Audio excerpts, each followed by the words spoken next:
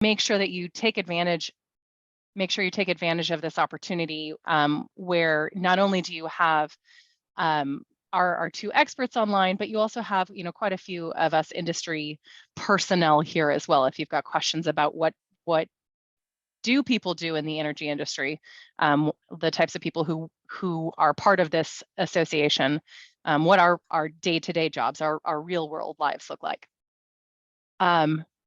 Okay, so I will go ahead and dismiss that. So now just a little bit about, we've got some other upcoming events. We've got an in-person tour of the California Independent System Operator. They are the people who control the California power grid. We do have a limit of 12 people for that tour, and that's just because they are a very important organization that has lots of potential for things to go wrong very quickly. And so they like to make sure that they limit the tours. If you are interested in participating in that, you can go look on our website, or you can check out our newsletter. There is the links for the sign up, as well as additional information about in preparation for arriving for the tour on the 20th. And then other programs for the remainder of this calendar year, we do have Chico State is participating in the SMUD Solar Regatta that takes place out at Rancho Seco, and the students have been working all year to try to put together their prize-winning canoe in order to compete in this regatta. On the Friday of that weekend is the high school students who get to compete. On the Saturday is the college students. And we in the past have supported Chico State in their entry, both with technical advice as well as financial advice. And we've done some donations to them as well. So we're always excited to be able to cheer on our student chapter. And we also have on May 12th, we have a tour of a California State Zero Net Energy building here in downtown Sacramento. Again, for more information, please go either look in our newsletter or on our website. We are trying to do a lot more of the in-person stuff, because we find that there's some really great synergies that come about from physically seeing and touching things, as well as being able to spend time with each other. But we will still continue the virtual presence as well, because we know that that's important to get the message out. And then in June, typically we host our annual chapter awards. That is yet, date is TBD. We don't have that yet, but you'll see more information coming out about that. And just as a refresher, we've expanded our board, and there's lots of opportunities. If you are an industry professional and you're looking to get more involved with the Association of Energy Engineers, we would love to have you come join us, whether it's in person or virtually. This is the current board of directors for the NorCal AEE chapter. I'm not going to read all the names and everything. You can see the names and the pictures. Most of us who are on today, so we're excited that you're here. Thank you. And we're always on the lookout for people who would like to be involved in any way, shape, or form. Each of us has gotten invited, roped in, asked enthusiastically to join and participate. And I started attending AEE chapter meetings back in like 2013 or 2014. And then an opportunity came up, and the current president approached me and said, hey, gosh, we'd like to get you involved. And I started out in a small way, but now obviously I've taken over a very large role within the organization. But there's always room for ways to wrap you guys in. So if you're interested, please reach out to any of us. All right, and last, I know this is near and dear to Nishant's heart. We have our scholarship applications open. They're only open through Saturday the 15th. So if you know of students, or if you are a student, we would love to have you apply for our scholarship. We have been able to do quite a bit with students that have been interested in and involved with our organization, and we'd like to continue to do more. So we'd love to see your applications. The rules and instructions, obviously you can see here on the screen. If you do have more questions or need a little bit more information, you can feel free to email contact.aeenorcal@gmail.com. That's a constantly monitored web email that we look for, either applications through or questions about. So please feel free to reach out. We would love to see lots of student applications. All right, and that's it for my introductory slides. So I will go ahead and stop sharing because now, and Josh, I don't know if you want to say a couple of words before we turn it over, but. Sure. I mean, just the standard. Corey and Jim are, phenomenal experts in this industry and do a lot of the placement. And so, thank you guys very much. Really appreciate your time. You guys have done this. This is your second time doing this. And I personally really appreciate all the insight and valuable knowledge that you guys bring to the table. We really appreciate your time and everything you guys do to put this together. So thank you guys very much for joining us today. And with that, I'll turn it over to you guys. Well, we greatly appreciate the opportunity to be invited back. I'll give Jim here an opportunity to give you a little background on our firm, and I'm going to get the PowerPoint here shared momentarily. Yeah, I can start with a brief overview on Nenni and Associates. So we're an executive search firm.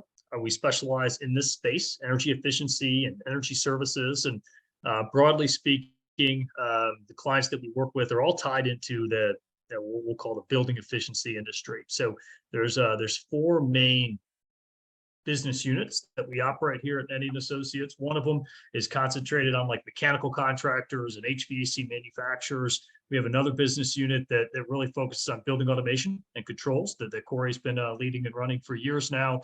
We have another group that does kind of ESCO, energy performance contracting. We work with customers there. And then we have the last business unit is like renewable energy, energy finance, LED lighting, a bit of a catch-all there. And again, it's all tied into the energy efficiency and building efficiency industry. And, really the folks that we work with across all those disciplines are entry-level energy engineers, project developers, operations, project management folks, business development, and then all the way up to true executive level search. That's a bit of an overview.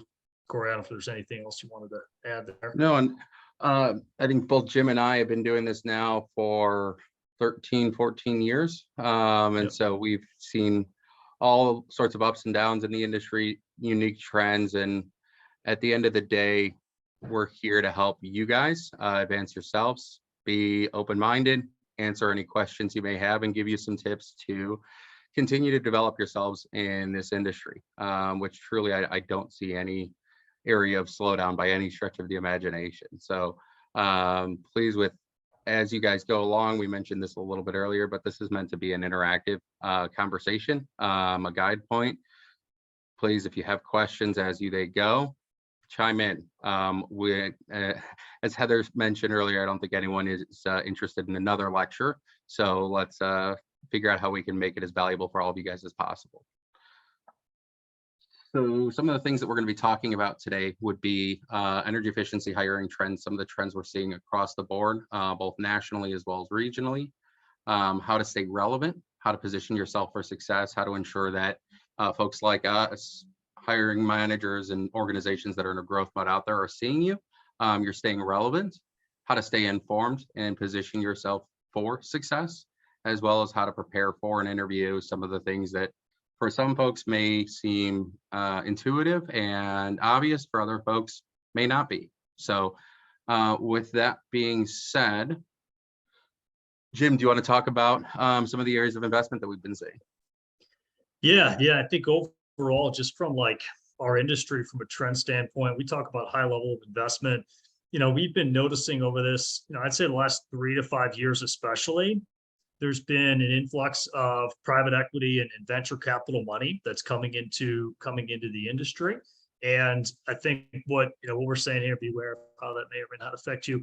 I think is especially this audience here being energy engineers or folks that are maybe earlier on in their career or even students. I think the important part to realize as it relates to private equity or venture capital money that's coming into the space, usually that creates more opportunities. Right. What we see from our clients when they receive private equity investment, that usually means that they got to grow, they got to scale. So I think there's 2 sides to that, especially as an employee. And we'll get into this later, like how to be relevant, how to market yourself in the industry. But I think especially with some younger folks, that could mean more opportunity, right? Companies that are looking to grow, and the best way to grow is to, of course, add people to the team. Now, the other side of that is private equity companies and venture capital firms, they want to return. on their money. So that comes with a heightened level of pressure and expectations that as an individual contributor, you may or may not feel it. The executive level is going to feel it more than anything, but it's something just to be aware of that's happening in our space. So as it relates to compensation structures, I would just say overall, there has been an increase. We are every day surprised by the salary levels of individuals that we're communicating with that have 2 to 3 years of experience that are now making what somebody 5 years ago would have been making with 7, 8, 9 years of experience. So the level of increase in compensation, and we saw that a few years ago. The salary ranges really started to ramp up. Now, the skeptical hiring manager or leader will look at that like, hey, things will regress back to the mean and salary levels are going to come back down. People were overpaying, and now we got all these layoffs that are happening at, especially at the tech level, here in California. You guys have seen it probably firsthand, all the layoffs that are happening there. So the hiring managers are thinking, hey, the overcompensated individuals today are going to start coming back to what are normal levels. I haven't seen it just personally. I think that the good people are still commanding really high salaries. And I know it's wishful thinking on the end of hiring managers. They might start thinking, hey, things are going to come down. I haven't seen it yet. They very well could be the case. But we also have, even though we try to take a macroeconomic look at our industry and the economy as a whole, our viewpoint really is like tip of the spear. I mean, we represent, really good people, really good candidates. And we got our first question coming in. So yeah, hey, I was Josh. just curious. Yeah, you were mentioning that you saw that people with 2 to 3 years experience their salary was increasing. Are you noticing that those people that had 7 years experience 5 years ago, so that's someone with 12 years experience now, are you noticing an increase, like a commensurate increase, or is it getting to a point where that gap is closing significantly? Yeah, I think Corey, I'll let you jump in a second. I just I've seen them all increase. Josh, I have. Okay. I would say the biggest challenge, what's happening, and it's almost like it's like a waterfall effect. So I was just on the phone with a client earlier today, and we're looking for, it's like a project development engineer in a high cost of living area. So we have these, degreed mechanical engineers that have 2 to 3 years of experience, that their current salaries, what they're telling us, their current salaries are between $95,000 and $100,000. So the challenge is for our client, our people aren't making that today. Mm-hmm. So now if we want this person, because we really do, John's been here for 7 years and he's making $98,000. How do we bring in somebody here? So it has this ripple effect. So whether you want to adopt it or not, so they're faced with like a challenge. This hiring manager is faced with a challenge. Do I give everyone a raise within my company just so I can bring in this person?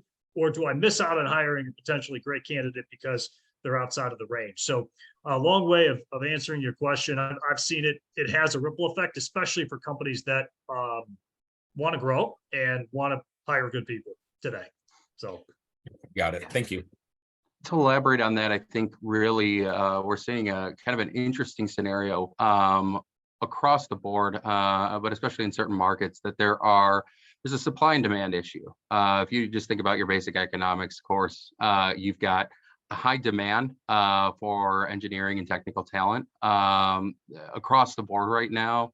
The industry, especially as it relates to energy efficiency and looking at the built environment, there's investment going pretty much everywhere. I know you guys have seen a little bit of a stick down here over the last couple of months in Northern California, but that's not commensurate with a national trend that we're seeing yet. So that being said, the issue that Jim's bringing up is one of salary parity, right? So you've got right now a low supply of emerging or technical engineering talent available.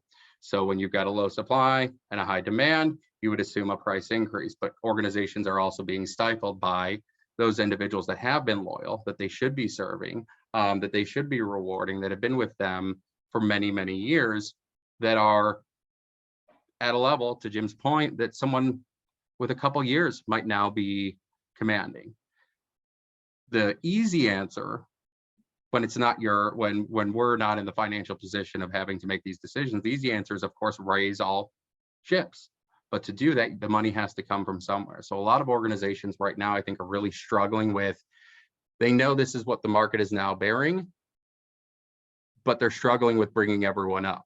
You can't open any sort of social media, nowadays that has anything to do with working, where you can't see someone saying, well, salary increases aren't keeping up with inflation, right? And that's true. The 3 to 5% when you've got 7, 8, 9% inflation is not, math is easy. It doesn't make sense that way. But what you've got to look at is the long term. To the compensation structures evolving, we have seen some organizations that are creatively trying to address the problem and having more, I would say, risk and reward associated with their engineering talent. Historically, the marketplace has looked at engineering as relatively risk averse, relatively looking for steady and even compensation. And I'm seeing personally, Jim, I don't know if you would agree, but I'm seeing a lot more incentive being offered to offset, so they can reward those high performers, both those that have been loyal as well as the new, without trying to address the entire problem, or without being able or equipped to address the entire problem currently. Yeah, and I think Corey, what you're getting at is engineering firms that are adopting a performance-based culture, which maybe that was reserved for sales-based cultures, right? If you hire a salesperson, of course, we'll pay you as much as you bring in, type of thing. But that mentality is starting to get infiltrated within engineering type organizations, where it will pay a solid salary, but will also be willing to pay you a higher variable compensation.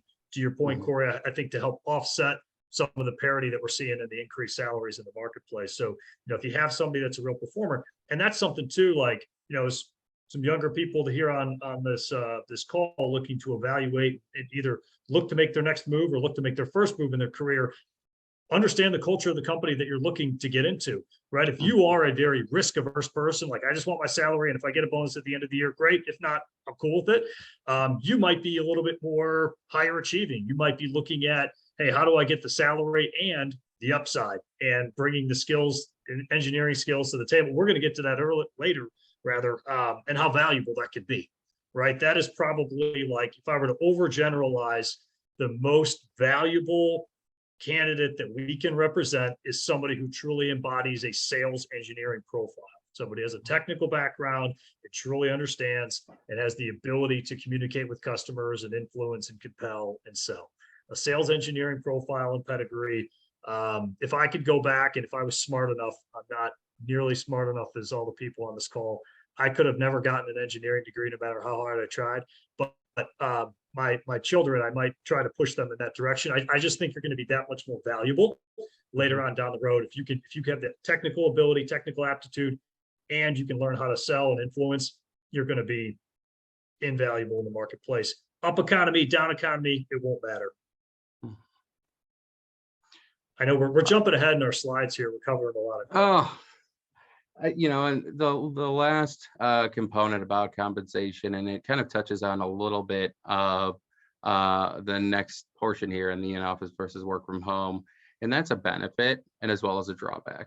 Know and understand when you're evaluating folks that you need to be looking at the whole package, and really not just base salary, not just what the bonus looks like, but what the benefits look like. There can be very large disparities in your actual cost of benefits. And many students that may be on this call, you might be in that age group where, for your first couple of years, you might still be on your parents' benefits program, or you might be on a spouse's benefits program. But when you're looking at a salary of $8,000 difference, $8,000 more, but your out-of-pocket cost becomes $7,000, $8,000, $9,000 more for your biweekly payments on your health insurance, or on your vision insurance, or on some of these other scenarios. The math can get more complicated, and I believe everyone on here is very strong in their ability to do that and look at that equation, but know that the variables are greater than just base and bonus. Yeah, and I think just from a trend standpoint, so I'll touch on that, what I'm seeing like in office versus, the work from home scenario. I'm sure everyone on this call is experiencing that tension. If you had any sort of in-office environment and everyone's working from home during COVID, and now getting people to come back into the office is a major challenge, right? As a leader, that's something that you're faced with, and then as a team member, you're faced with as well. So, we've seen like a hybrid. I think some of the companies that were remote before are well positioned, right? Because they didn't have to change anything. Like, oh, we were a remote-based organization to begin with. The ones that had an office environment and then went to a work from home environment.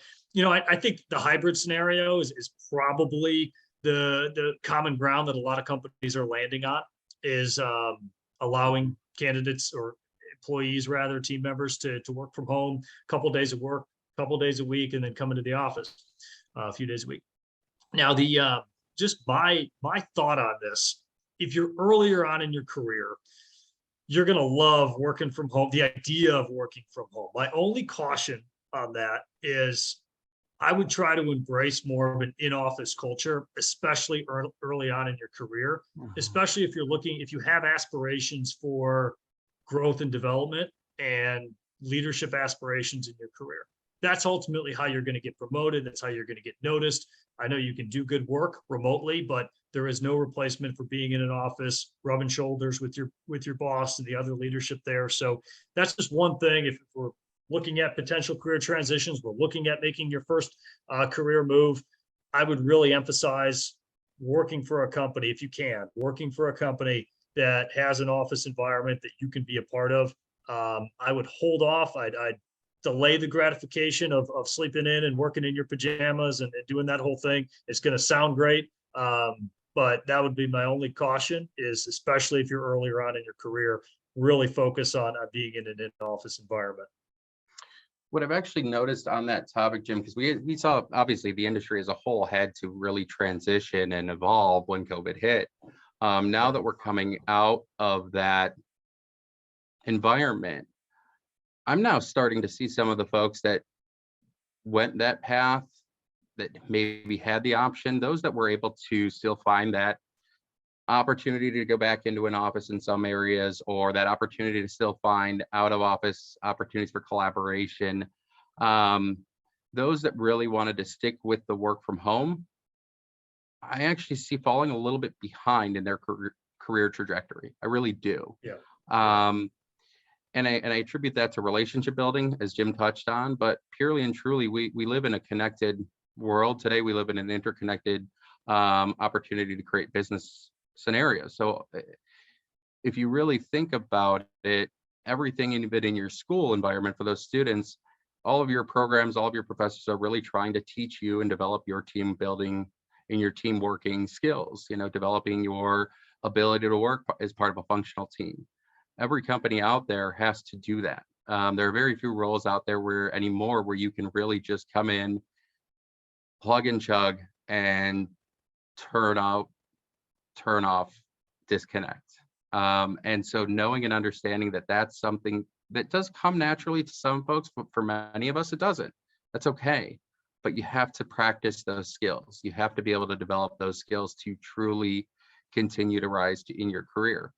If you want to, you can put food on the table, and in most parts of the country, Northern California might be a harder one, but you can put a roof over your head and food on the table without having some of those skills and just be, punching a clock. I venture to guess most of the people that are on this call that are taking the initiative to be on this call and to participate in something like this aren't those that are just looking to get by. They're those that are looking to excel. And if that's the truth, you really need to look at an opportunity where you can get that face interaction. Yeah, you'll notice a theme throughout our presentation here is I think Corey and I are both aligned in encouraging everyone here to think strategically, think long term. We're going to be hitting on that versus short term. So just one last comment on this work from home scenario. Let's say you're steadfast, like, hey, I want to work from home. I don't want to commute. Traffic's terrible, et cetera, et cetera. You have every reason in the world to work from home. The only trade-off or encouragement with that is work with your leader, work with your boss to create scenarios where you can collaborate with the team in person. Maybe it's once a week, maybe it's once a month, maybe it's a scenario where you're meeting with your direct leader, you're meeting with the team. Don't lose sight of the in-person interaction, even if you are a work from home employee. Very much so. I think this last part we've already touched on. The soft skills piece is what I had mentioned before. Like, that's how you're really going to become marketable in the industry. And that's a trend that we're seeing, right? I just got off another call with a client yesterday that, originally they were looking for like a business development person, someone that can, open up new doors and sell. And they started to shift the focus. They sell a very highly technical product. So they found out, and they realized like, hey, we need somebody with an engineering degree. We need somebody with a technical degree. It's just another example of a company that's really emphasizing that. Looks like there was another question that came in.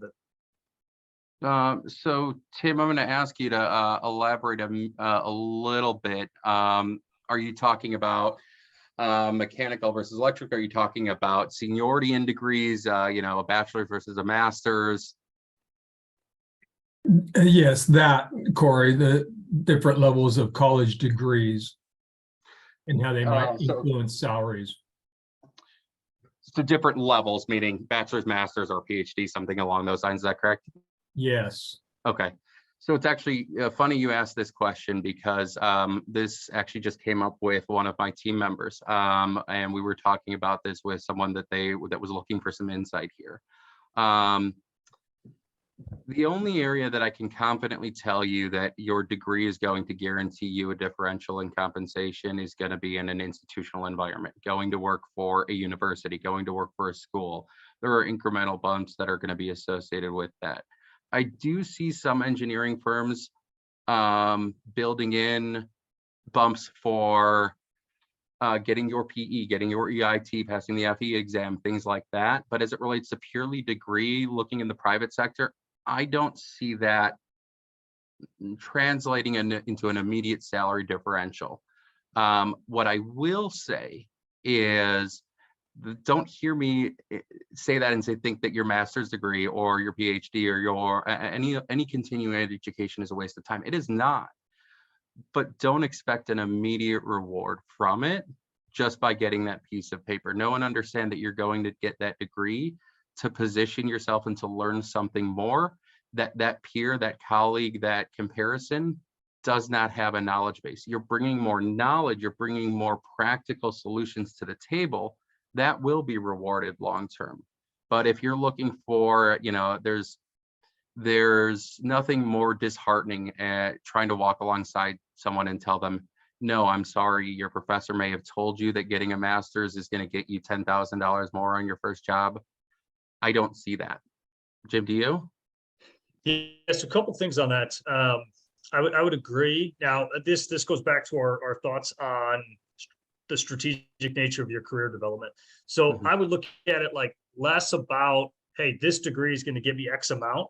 It's what did you learn during that degree? Let's say you get your master's. What did you learn and how could that apply to your career? And then that will indirectly earn more income based on the development that you're going to see because of a certain degree that you pursued. Now, to backtrack into kind of the bachelor's differentiation, without a doubt, somebody with an electrical engineering or mechanical engineering degree will 100% earn more than somebody with a bachelor's degree in marketing or business or something like that. Right, entry level. So it sounds like most of the people here are pursuing degrees in engineering. So initially, you will have a higher income than somebody who doesn't have a technical degree. Now, at some point, like those things start to level out, just depending on which direction you want to go in your career. The best example, like, in the development of someone's career, if they want to pursue an MBA, for example, I would say like that in and of itself, getting the MBA is not going to guarantee or command a certain salary in the marketplace, which to Corey's point, that is sobering for someone to hear because they spend a lot of time and money on it. I would say the benefit or the return that you're going to get is where you want to go. Like there's certain positions that we really do evaluate and put a lot of credence into somebody with like executive level positions. There are certain clients with COO, CEO, once you get to that level, getting your MBA 10 years ago, that now opens the door for you, right? So you don't get the immediate return on it, but wow, this person understands P&L, they understand strategy. An MBA from a certain school like is going to open up different doors. So like there is value in the degrees. It's just more like the downstream effects from it versus the direct, hey, I got my MBA, where's my raise? Or I got my master's degree, where's my raise? And then just a comment on the PhD, unless if we have some really enterprising folks here. In our industry, I haven't seen it. To Corey's point, it might be the academic route, but in the private sector, I haven't seen our clients be willing to compensate people accordingly for a PhD, just if someone's thinking that route. Does that answer your question, Tim? Yes, very good. Thank you, gentlemen. Okay. All right. I think we could probably go to the next slide, Corey. Yeah, the one thing that I know we touched on last year on the soft skills side is I can't, and I know Jim stressed it earlier, but I just want to stress it one more time, folks. That can be an avenue of continuing education. Know and understand, and Jim is someone I admire greatly in this. This is Jim, someone who's constantly looking to better himself through further developing his sales and strategy, his organizational leadership. There's not a book out there, there is not a program out there that I can run across that Jim probably hasn't run into, gone through, et cetera. And so that's made him a better person. It's made him a better business professional. It's positively affected our business in many ways. And so when I look at developing your soft skills, there are things as simple as Toastmasters. There are things as simple as participating in this event. Heather earlier highlighted, I believe it was 3 different upcoming face-to-face opportunities for the membership here. Go to those. Work out the kinks of working a room and talking to people and being able to have business related conversations and non-business related conversations in an environment where your boss isn't in the room or you're not in a room full of customers, but take those low pressure environments to develop some of those soft skills and make yourself more valuable. I just had an instance where this week where a hiring manager was deciding between 2 different candidates. And frankly, the individual that they chose to move forward with was a little bit less experienced. Same position, had a couple years less experience, but much stronger soft skills than the other individual. That's why they chose him. And it's for a technical engineering role. So on that note, go ahead. No, I think we can go to the next slide. This is just a thought that I had, and I'm really trying to cater it to the audience here. You know, we're going to eventually talk about interview preparation and real tactical things that you can get into. But one thing to keep in mind before we get to that is in any interview, a hiring manager, I believe, is looking for 3 basic things or 3 things that they're asking themselves, whether they're doing it consciously or subconsciously. One is, can you do the job? So in an engineering capacity, it's like, hey, do you have the technical skills? Have you done this? Can you do this? Do you have AutoCAD experience? Do you have this type of design software? Do you think this way, right? Can you solve problems? So my point before about our clients looking for salespeople who have technical backgrounds and technical engineering degrees, that's less about their ability to do design work. It's more about their ability to solve problems and think critically, right? So that's one of the best soft skills that you can have. So if you're interviewing, if you're in school right now, you're looking for your next transition, like you are going to be more marketable than you think if you can talk about ways that you solve problems and you've thought critically. Because as a hiring manager, I'm thinking, my clients are thinking, how is this person going to make my life easier? They're going to solve problems, and this is how they've done it, and this is how they would do it. So that's number one, is like, can you do the job? Number 2 is this the right fit for you and your career?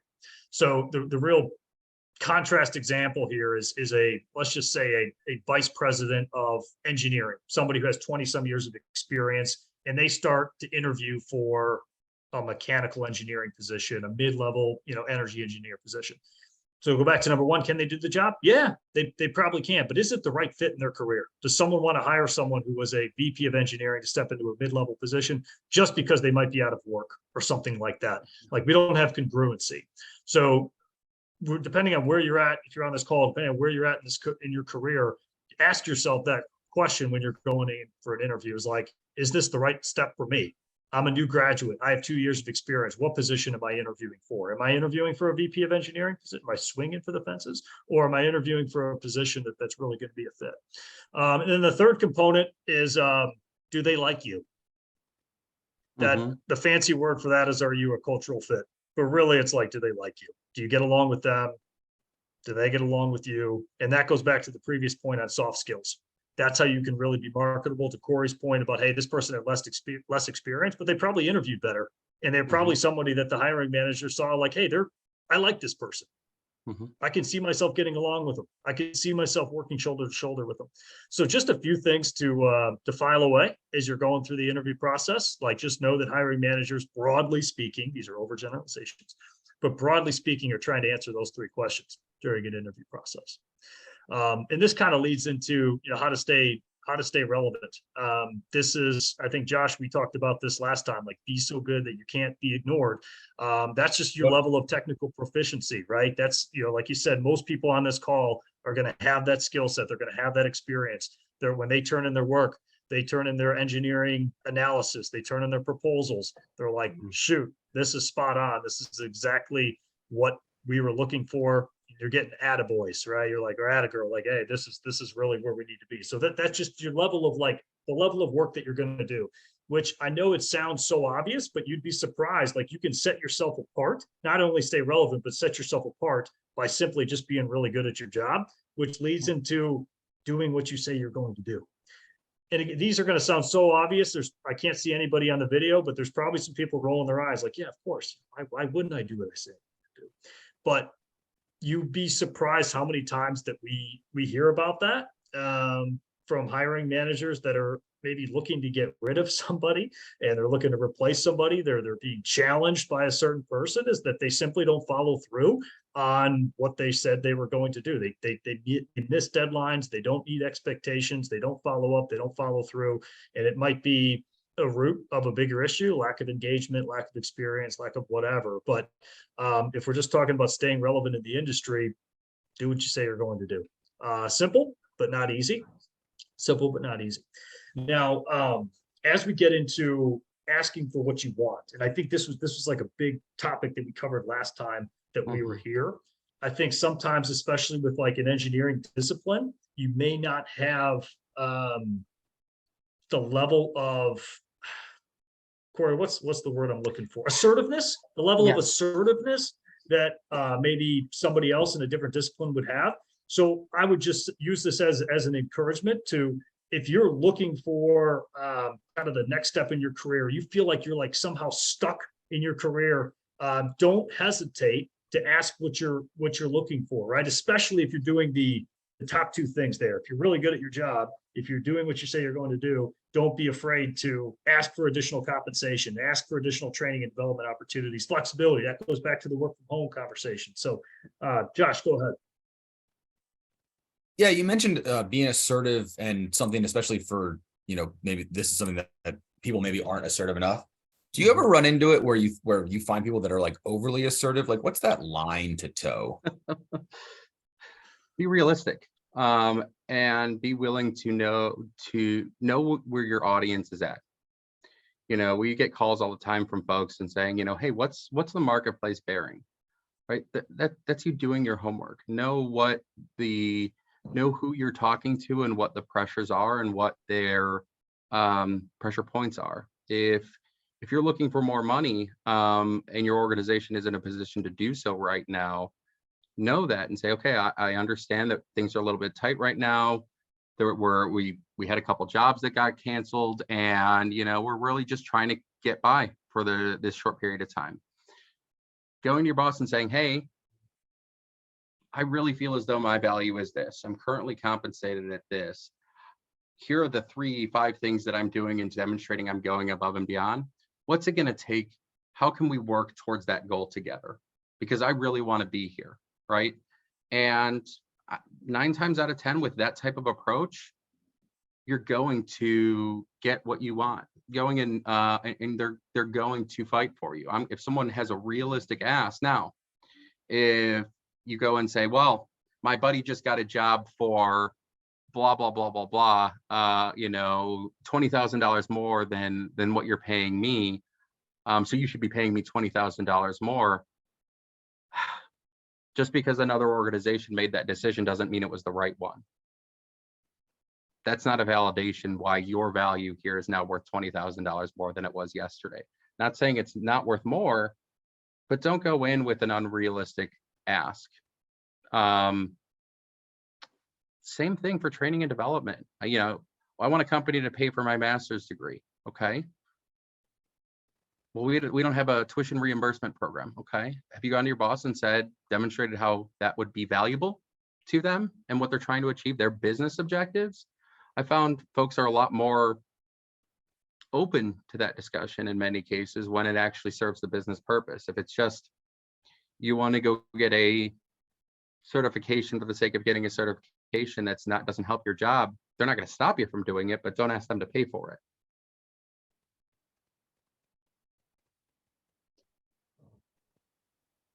Perfect. Go Yeah, ahead, thank Jim. you.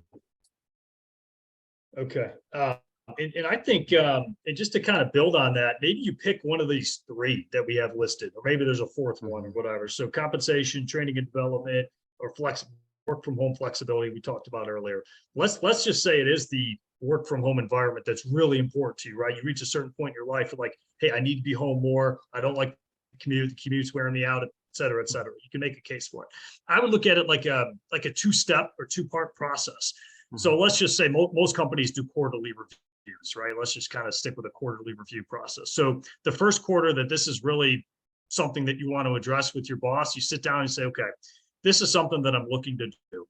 And I would like to address this at our next quarterly review. I know you're going to need time to think about it. You need approval, et cetera.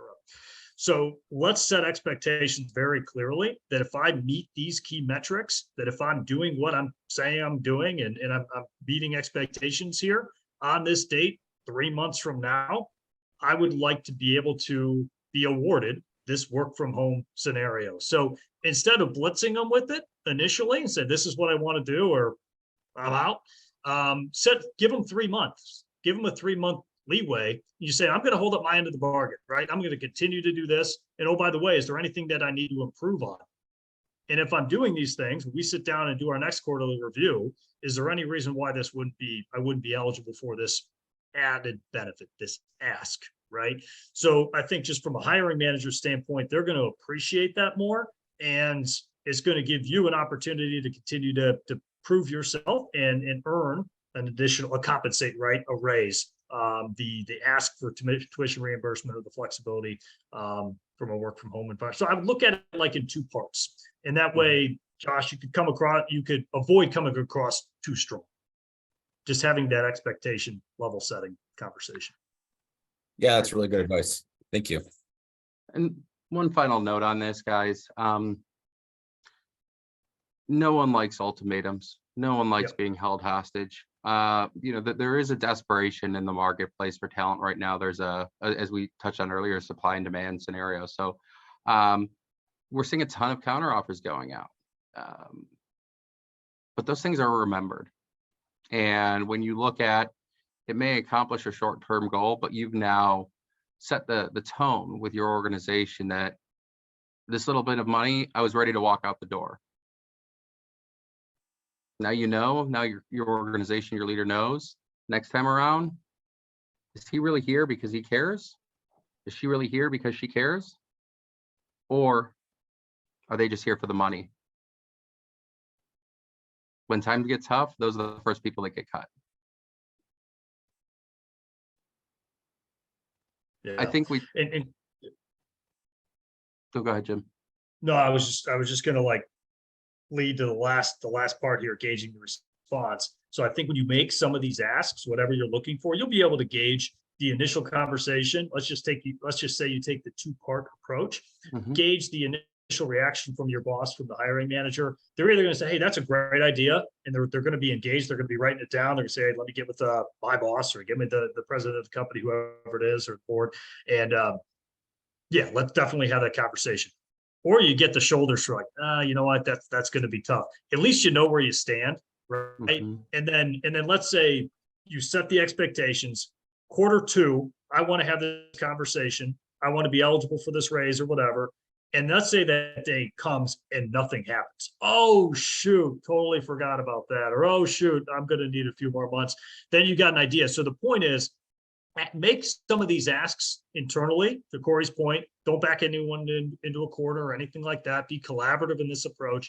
And you're either going to get what you're asking for, and when you're doing it in a collaborative way, or you're not. And then if you're not, you're like, hey, I'm really frustrated right now. Now you have an opportunity and a realistic path to pursue a different career, or not a different career, but a different position within your career.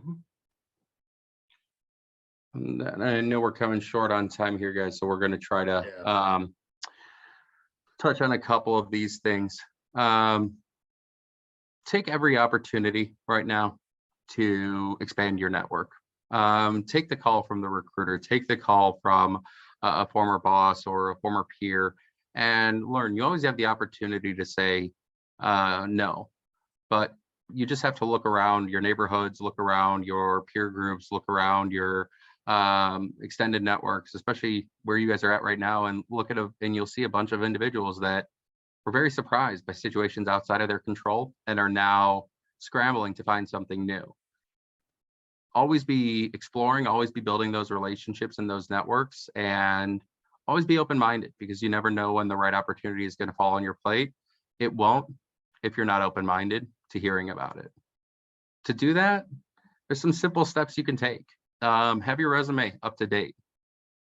You don't have to be putting it out there on Indeed or any of those other places, but even as you're continuing, as you're in your career, for those that are in their career on this call, or for those that are getting ready to be pursuing their first career, take an opportunity, every year or two, to make sure you're putting some updates into your resume. You would be surprised as to how many folks really have difficulty with some great accomplishments in their life, that have outstanding backgrounds, but start going back and saying, I haven't put together a resume in 10, 15 years. I don't even know where to begin. Know and understand, like every other aspect of our lives, technology is evolving in the recruiting world. AI is becoming a thing. We're starting to see that come in more and more, but every recruiter nowadays is using LinkedIn. It is the go-to spot for any sort of professional, both internal, external. If you're not on LinkedIn, if there's nothing you take away from this conversation other than I should have a LinkedIn, please do. Please update it and participate in conversations. The way that you get seen by folks like Jim and myself are, LinkedIn has its own algorithm. Just like Google has search engine optimization, there's ways that you can optimize your position on LinkedIn search results. You would think that when Jim or I are running a search for a specific background, that it would match based on the best available or the best skill set, the perfect match. The results are actually, intriguingly on LinkedIn, much more weighted towards those that are likely to respond. So purely those that are actually within a certain level of match, those that actually engage in conversation back and forth on LinkedIn, actually post, actually participate and comment, are force ranked higher in our results. We're more likely to see you just purely by you using the platform. So know and understand that it's a digital era. You've got to engage digitally. You've got to engage with the professional world, and that is the only way you can really do that right now. And there's lots of professionals that have lots of loyalty that aren't going anywhere, but that are engaging and learning and collaborating on LinkedIn every day. So don't think that don't wait till it's time to look for a job to do that. Know and understand that the size of your network, the amount of activity you put into it directly affects your visibility to folks that are looking for talent.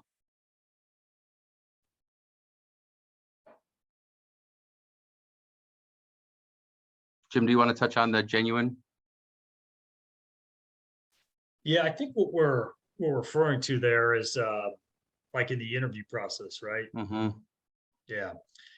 I think where we're coming from is so, even though, not to contrast what Corey's saying, like, you do want to be open-minded, you do want to take some of these conversations and explore what's out there, even if you're not actively looking. But I think the important part there is at least expressing your intent during the interview process. in taking the call. So let's say someone like myself or Corey reaches out to you, you can say, hey, I'm really in a good spot right now. If they're open to having a conversation, I'm open to it as well. But, I'd struggle to find a reason to leave at this point because I'm really in a good spot. My boss is taking care of me. My compensation, I believe, is right in alignment with the market. I'm in a really good spot. And you're in a good spot. So I think that would be the highlight point there, is just be genuine with your intent. And I think just to highlight what Corey had mentioned before, like we do have candidates every once in a while that will go through an interview process with the sole expectation of getting a increase in their salary and then going back to their boss and saying, hey, look, I got an offer. It was an increase. Can you match it?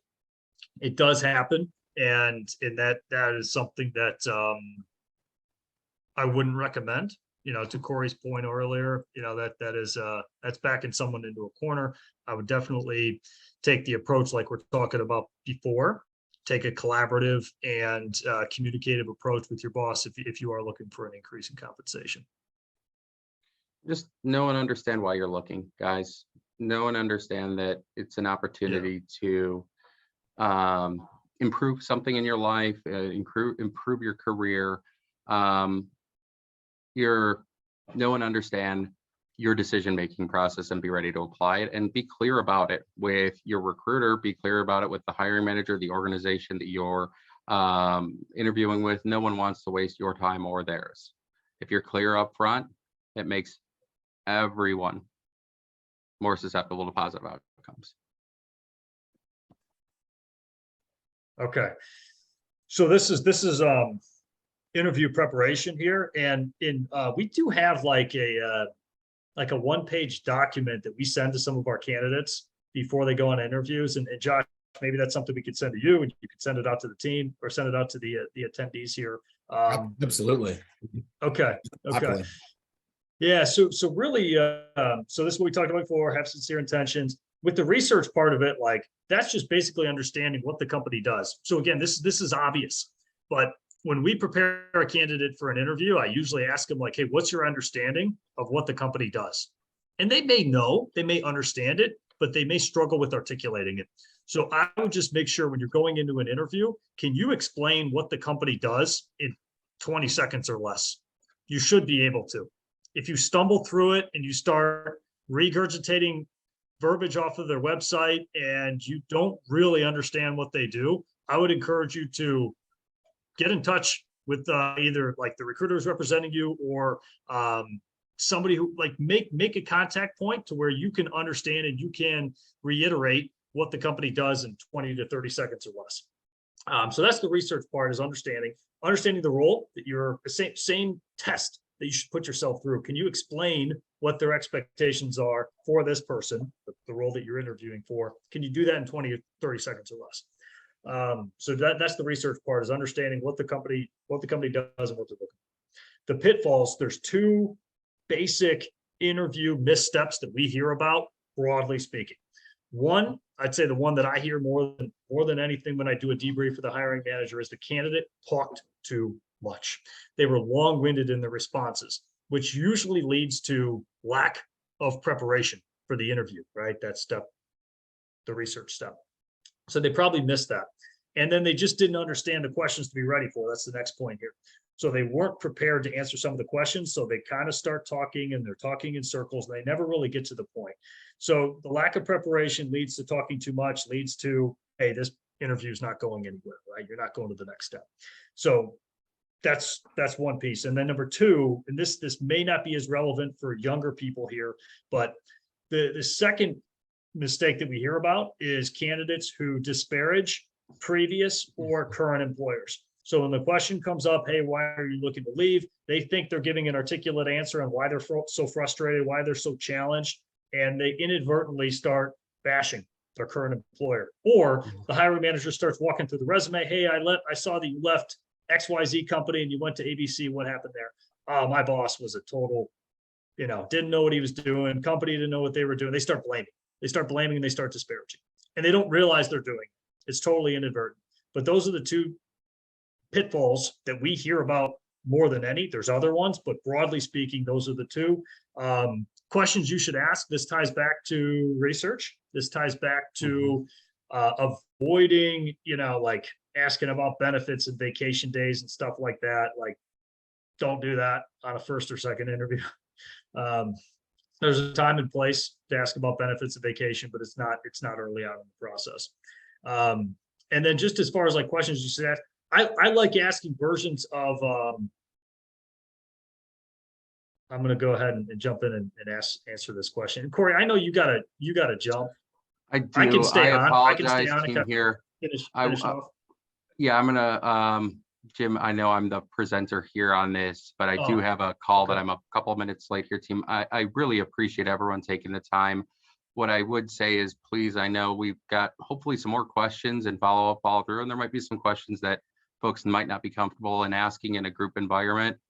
Jim will share, and I know Josh will share our contact information. If there's anything that Jim or I or our firm can do to help you guys answer any questions or anything along those lines, we are here for you. So we really appreciate everyone taking the time, and thank you for the opportunity to chat with you guys. So I'll obviously I'll stay on here, and then I'm reading the question, and I'm hoping could you just elaborate on that a little bit more to make sure I understand where the question's coming from? Hi, yes, Mirazun here. So I was just wondering, I sometimes get question, or like I even see when I interview people that they probably graduated just like 2 years back, and then they switched job. To my eyes as an employer, it's like way too many. I definitely want to see, you guys were talking about cultural fit and how committed you are, what's your genuine intention. So I'm definitely gonna like ask question, but then what could be like, how could be their answer, like a good genuine answer, and what could be the reason? Because I actually have seen, that's why it came out, that what could be the answer, and how, I think, like reliable that person gonna be. it's a great question. It's a great question. And I've seen, and this again, this ties back to our theme of thinking strategically and not immediately. So if you're early on in your career, it's almost like you get a pass once or twice for some of these moves. But if it becomes a pattern later on, that's where it becomes more challenging in marketing yourself. So especially if people are early on in their careers here, be very thoughtful in making some of those moves. Mirazun, to your point. Now, to attempt to answer your question directly here, I would say it depends on the reason why that person made a move, why they made a transition. This goes back to like, was it because they were blaming and they had a bad boss and they said some disparaging things? Like, that's a red flag, or at least a yellow flag.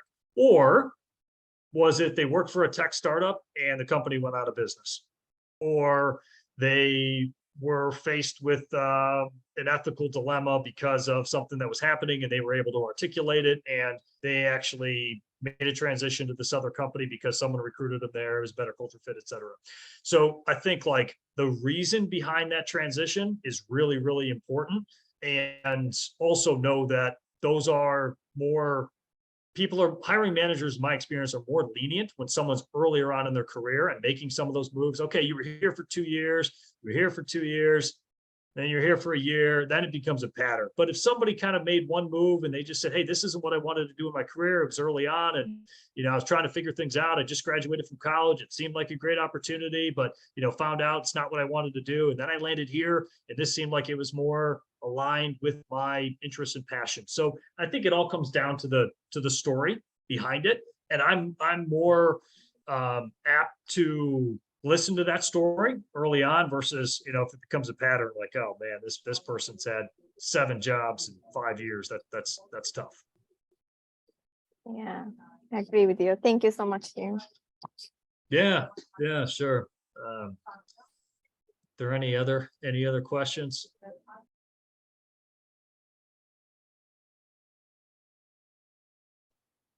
Okay. All right. Well, we can wrap things up here then.